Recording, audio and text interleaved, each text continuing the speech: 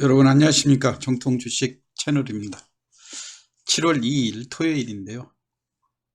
우리 주식시장도 어느덧 2022년에 6개월 절반이 지나갔고 이제 하반기 증시로 시작이 되는데, 문제는 어제 7월 첫 주식시장도 종합지수가 큰 폭으로 하락하면서 마감이 됐죠. 이게 뭐 단기에 지금 주식시장의 약세 요인이 단기에 해소될 수 있는 그런 상황도 아니죠. 인플레 우려라든가 금리 인상, 또 러시아 우크라이나 전쟁의 영향, 이 증시의 약세를 부르는 대표적인 이런 요인들이 단기간에 해소될 조짐이 보이질 않는다. 더군다나 이제 그동안 저금리를 유지해왔던 것들을 급격하게 금리를 인상하면서 우려되는 그 현상들, 이런 걸로 인해서 가뜩이라든가 가뜩이나 가계 부채 이런 영향들이 증가하는 이런 상황에서 금리 인상은 사회 곳곳에 부정적인 요소를 보일 수밖에 없는 그런 상황 아닙니까? 그렇기 때문에 경기 침체는 가속화되는 거고요. 또 이러한 것들의 영향으로 특히 이제 뭐 미국과 우리 시장 간의 금리 그 격차가 줄어든다든가, 그리고 무엇보다도 그런 영향으로 인해서 달러 안전자산을 선호하는 이런 현상 때문에 우리 국내 원화가 계속해서 하락하고 달러 값은 계속 높아지는 이런 상황이기 때문에 외국인들이 이런 상황에서는 그 주식을 매수할 수 없는 그런 상황이죠. 그러다 보니까 대형주 쪽은 갈수록 공매도가 늘어나고, 주가가 바닥권이지만 사서 수익 내는 것보다는 매도해 가지고 수익 내는 게 빠르니까요. 주가가 약하면 약할수록 공매도는 늘어날 수밖에 없는 이런 상황 아닙니까? 그렇기 때문에 이 공매도의 후유증이 본격적으로 대형주들에서 나오는 이런 상황이 되는데, 지난번 너무 그 우여곡절을 많이 거쳐가지고요. 우리가 그 코로나 이후에 잠깐 이 종합주가지수 차트를 한번 보시면, 우리가 과거 2020년도 3월 이후부터 코로나의 영향으로 급격히 지수가 1400대까지 이렇게 급락하는 이런 현상들이 벌어지지 않았습니까? 그렇기 때문에 이때 당시에 역시 마찬가지로 공매도가 폭발적으로, 약세장일수록 공매도가 늘어나는 이런 상황이니까 증시가 자생력을 잃었다 해서 일시적으로 공매도를 중단시켰던 거 아닙니까? 중단시키면서 물론 세계 증시도 동반해서 상승하는 그런 영향들은 있었지만, 증시에 급격히 자금이 유입되면서 1400대에 있던 것이 3300대까지 이렇게 고점을 기록한 거 아닙니까? 그래서 우리가 이제 3000포인트대에 오고 과열 분위기, 우리가 소위 그 동학개미라든가 뭐 이런 시장에 급격히 주식으로 이제 영끌을 하는 그런 그 개미들, 뭐 주식시장에 소액 투자자들의 자금이 급격히 유입되면서 증시가 3000포인트를 도달하니까, 이때도 우여곡절을 거치면서 이제 공매도를 다시 또 재개해도 되겠다 해가지고 정확히 재개했던 게 2021년도 작년도 5월달 초였죠. 5월이었죠. 그때부터 약간 반등을 해주고는 지속적으로 하락을 한 겁니다. 물론 이제 이게 단순히 우리 시장에서 뭐 공매도의 영향으로 뭐 우리만 침체된 것이 아니라 전 세계에 동조된 그런 현상이긴 한데요. 왜냐면은 저금리 기조에서 점차적으로 지속적으로 통화 완화에서 통화 긴축으로 돌아가면서 금리가 올라가는 이런 와중에 종합주가지수는 이제 거꾸로 갈 수밖에 없는 이런 상황이죠. 그러다 보니까 3300을 갔던 그 종합주가지수가 지금 현재 2300을 위협하는 이런 상황이고요. 심지어는 뭐 2000포인트 이런 이야기까지 나오고 있지 않습니까? 그렇기 때문에 지금 현재 이제 우리가 다시 공매도를 증시가 이렇게까지 1000포인트가 넘는 이 하락으로 개인들만 사실 대형주, 우량주라 그래서 삼성전자라든가 이런 우량주 쪽에 개인들이 많이 집중해서 매수했던 거 아닙니까? 이런 와중에 결국은 주가 약세일 때 기관과 외국인의 그 공매도로 인한 수익을 늘려주는 그런 상황이 돼서 공매도를 이제 좀 다시 또 중지시켜야 되는 거 아니냐 이런 주장들이 나오긴 하지만 그때 공매도를 재개하는데도 상당히 여러 우여곡절이 있었고요. 이런 상황에서 쉽게 또 공매도를 중지하는 것도 쉽지 않은 처방이 될 수 있죠. 이 와중에 이제 신용 담보 비율로 인해서 반대 매매가 많이 나오고 하니까 이거를 일부 담보를 지금 현재 증권회사에서 신용으로 빌려서 샀을 경우 담보 비율이 한 140% 정도가 되고 있는데요. 이거를 단기적으로 좀 완화하겠다 뭐 이런 이야기인데 반대 매매를 140%에 내나 또는 또 조금 더 기다려줬다가 130% 정도 결국은 이 반대 매매를 단기간에 조금 완화해 주는 게 증권시장의 그 해수책은 아니죠. 시간 벌기 약간의 시간을 벌어준다는 거 그런 뿐이죠. 근본적인 처방이 아니라고 하는 점. 그렇기 때문에 여러분들도 당분간은 대형주는 올라갈 때 우리가 대형주 이제 살 때다 아니다 이런 표시는 세계 시장이 동조해서 같이 올라갈 때 그때 그 증권시장에 뭐 이 금융장세 성격으로 대형주가 동반해서 상승하는 그런 모습들인데요. 지금은 보면은 해외 증시도 전체적으로 동조화돼서 약한 이런 흐름 아닙니까? 그렇기 때문에 어차피 기관하고 외국인의 매물을 피하려면 개인들이 선택하는 수밖에 없는 그런 상황이에요. 대형주에 대한 매매를 최대한도로 늦추고 중소형 개별 테마 위주로 단기 수익 시연에 중점을 둬야 된다 이런 말씀을 드렸고요. 지난 주말 시황 제가 목요일인가 사우디의 미래 스마트 시티 가뭄의 단비라고요. 지금 현재 뭔가 러시아 우크라이나 전쟁도 장기화되고 국제 곡물가라든가 뭐 이런 쪽 사회 곳곳에 모든 비용들이 상승하는 이런 상황에서 아주 우리한테 우리가 이제 직접적으로 수혜를 얻는 거는 아니지만요. 지금 현재 그런 가능성이 조금씩 점쳐지고는 있고 일부 기업들이 이 사우디의 미래 스마트 시티에 그 삼성이라든가 현대 이런 대기업들 중심으로 해서 수주를 따내는 그런 상황들이 나오고 있지 않습니까? 이걸로 인해서 앞으로 그 제2의 중동 붐으로 이 사우디 미래 스마트 시티 관련주들에 대해서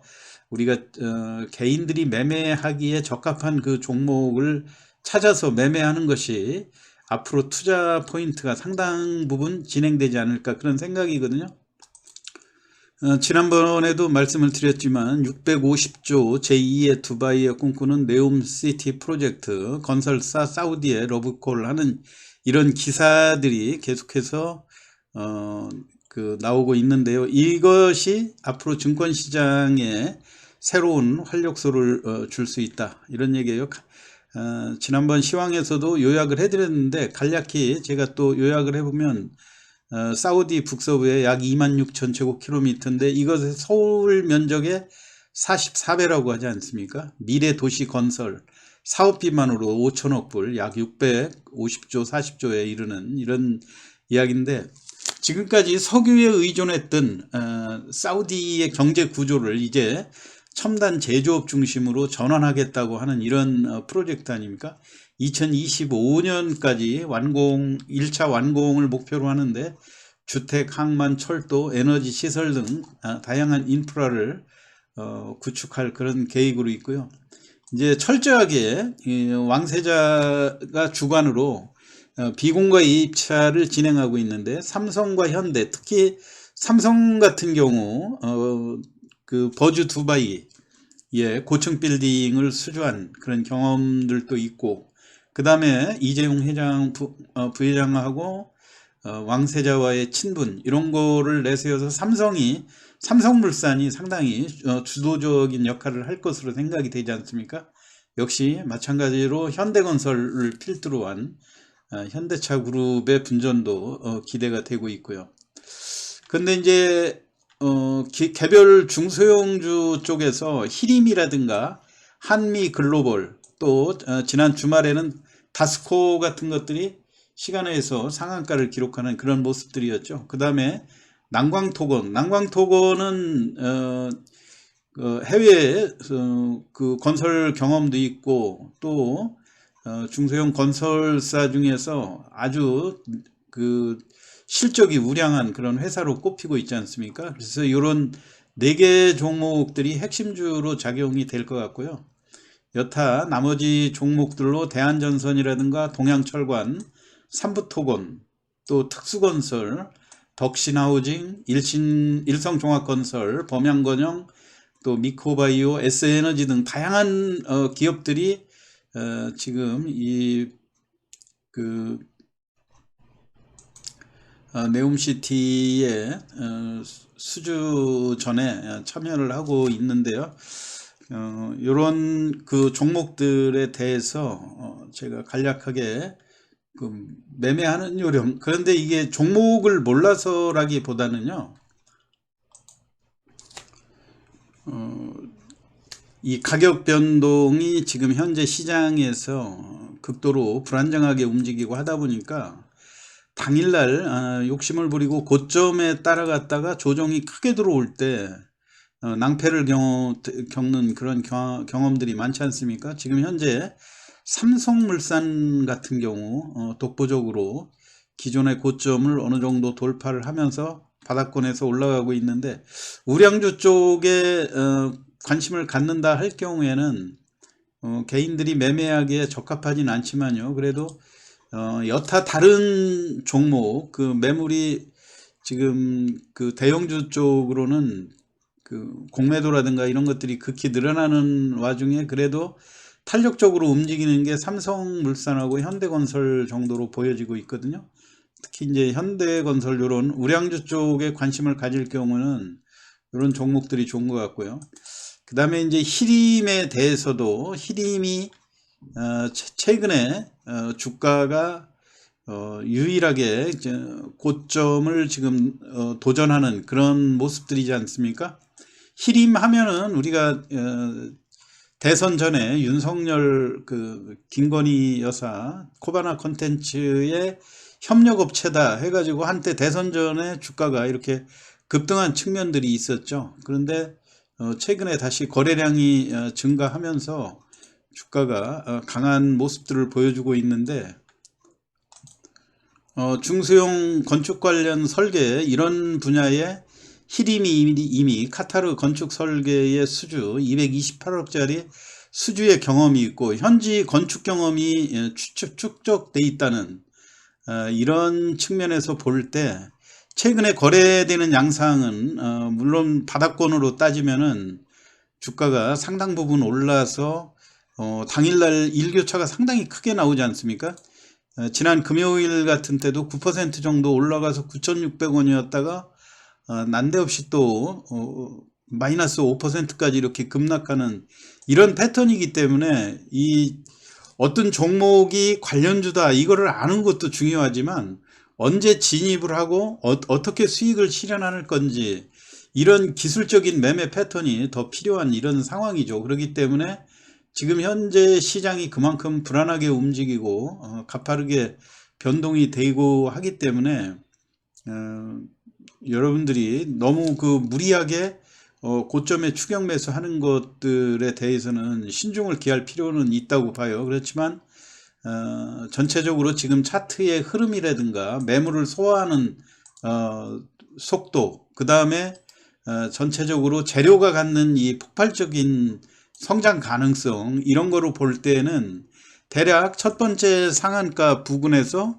두 번째 본격적으로 거래가 됐던 8,500원 요 근방은 어느 정도 충분히 그 반등 가능성을 기대해 볼 수 있는 구간이 아닌가 그렇게 생각이 됩니다. 그렇기 때문에 여러분들이 뭔가 중소형주 중에서 충분히 재료를 수반해서 상승하는 이런 종목들, 그쪽을 집중해서 매매할 필요가 있다고 생각이 되고요. 역시 다스코라고 하는 종목도 도로라든가 이런 그 안전시설 이런 쪽에 특화되어 있는 그런 기업이죠. 그래서 지난번에 금요일 날 시간 외에서 다스코라고 하는 종목이 상한가를 기록을 했는데요. 6,760원 정도의 거래량이 지금 상한가 잔량만도 540만 주 정도가 유지가 됐거든요. 그러니까 여러분들이 이런 종목들을 월요일 날 시초가에 추격 매수하는데 요 5천 오늘 시간 외에서 상한가 들어갔던 그런 고점이 기준가로 작용할 그런 가능성이 상당히 크지 않습니까? 그래서 매매를 할 때 그 어떤 종목을 추격 매수해서 당일 매매로 할 경우에 과연 시초가가 그 6,760원 이상 정도 6,800원 요 부근이라고 볼 수가 있는 거고요. 이게 단기적으로는 보면 지난번 그 6월 30일 날 목요일 날 1,300만 주 거래될 때 6,600원이 고점이었지 않습니까? 이거를 한 번에 또 극복할 그런 가능성이 상당히 커지니까 만약에 추격 매수를 해서 요 부근에서 매수를 했다 하더라도요, 이 종목이 당일날 이 고점에서 거래되는가 이 여부를 보시면서 고점을 후퇴하기 시작하고 밀리고 하게 되면 이런 종목들이 당일날 큰 폭으로 띄웠다가 윗골이 길게 남기고 또 조정하고 이렇게 할 때는 개인들이 또 손절을 할 수밖에 없는 이런 상황 아닙니까? 그러니까 그런 점을 잘 보시면서 시초가를 하회하기 시작하면 일단은 어느 정도 보유 물량을 줄여 나가시는 전략이 좋을 거고요. 시초가 위에서 꾸준히 매물을 소화하면서 강력하게 양봉을 만들어낸다 할 경우는 여러분들이 특히 이제 급등한 종목들, 물론 전체적으로 재료라든가 이런 측면에서 보면 다스코 같은 경우도 공군 비행장, 사우디 공군 비행장 시설 공사 용역이라든가 또는 우크라이나 재건 수혜 기업으로도 분류가 되고 있다고 하는 점, 이런 걸로 볼 때 비교적 2021년도 2년도 금년도 1분기 실적이 매출액 800억에 영업이익도 양호한 것으로 드러나고 있지 않습니까? 그렇기 때문에 단기적으로 그런 면을 보시면서 접근을 하시는 게 좋다고 보여지고요. 다만 무리하게 시초가를 고점에 그 상한가가 들어갔기 때문에 시초가에 그 고점을 찍고 또 밀릴 가능성이 있거든요. 그러니까 여러분들이 장중에 너무 무리하게 추격 매수보다는 장중에 조정 타이밍을 잘 보고 매매를 하는 그런 전략들이 필요할 것 같고요. 일단은 개별 핵심 종목으로 삼성물산이라든가 현대건설 같은 이 핵심주들이 가장 큰 수혜를 입겠지만요, 개별 중소형주 쪽으로 가격이라든가 지금 현재 거래량이 집중되는 이런 모습들을 볼 때 히름이라든가 다스코, 한미글로벌 같은 핵심주 쪽에서 매매를 하시는 것이 좋을 것 같고요. 지난번에 남광토건 같은 경우가 또 해외 건설 경업 이런 것들이 부각되면서 작년도 또 1분기 실적을 보면 퍼가 5 정도밖에 되지 않거든요. 지금 현재 주가가 12,000원이고 시가총액이 1,200억 정도밖에 되지 않는데 EPS가 무려 2,200원이에요. 남광토건 같은 경우 2,200원이라고 할 경우 지금 퍼가 5밖에 안 된다고 하는 것은 건설주 중에서 지금 상당히 저평가됐다 이렇게 볼 수 있는 기업들 아닙니까? 그래서 만약에 퍼를 10만 적용한다 하더라도 2만 원은 훌쩍 넘어갈 수 있는 그런 가격대인데, 여하튼 시장에서 이 퍼로 100% 적용되는 건 아니지만 유일하게 해외 건설 경험이라든가 또는 상반기 실적 이런 걸 기반으로 해볼 때 난광토건이 그런 면에서 주목을 받고 있지 않나 이렇게 생각이 되고요. 여타 최근에 뭐 다양한 종목들 중소형 그 대형주보다는 특히 철저하게 공매도가 안 되는 이런 개별 중소형주 쪽에서 거래량이 집중되는 이런 모습들 아닙니까? 삼부토건 같은 경우도 최근에 2200원대에서 거래량이 집중되고 있다고 하는 점, 이게 관심 가격대다 이렇게 볼 수 있는 거죠. 그리고 재료도 뒷받침되고 충분히 매수세들이 집중이 되고 하니까 여러분들이 이런 종목들 눈여겨보시면 좋을 것 같고요. 기타 일성건설이라든가 범양건영 이런 종목들도 직접적인 그 사우디의 수혜라든가 이런 거가 입증되거나 또는 수주 전력이 있지는 않다 하더라도 전체적인 실적 대비 저가 중소형주 쪽으로 개인들의 매수가 집중되고 있다고 하는 측면에서 관심을 가지셔야 될 거라고 생각이 됩니다. 이상 그 시황 그 7월 주도할 수 있는 지금 현재 전체적으로 재료가 뒷받침되지 않는 이런 상황에서 사우디의 네움시티 건설과 관련한 개별 중소형주들의 관심은 높아질 거라고 생각이 돼서요. 그쪽 부분에 대해서 간략히 오늘 설명을 드렸습니다. 참고하시기 바라고요. 편안한 휴일 보내시기 바랍니다. 이상 마치겠습니다.